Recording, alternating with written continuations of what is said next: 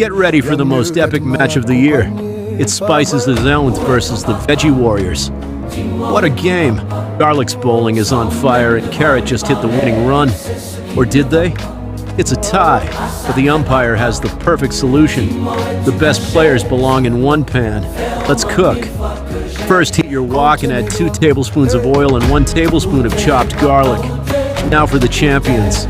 Stir-fry your carrots, beans, capsicum, and peas on high heat for 2 minutes. Time for the main event. Add 2 cups of cold cooked rice and mix it all together.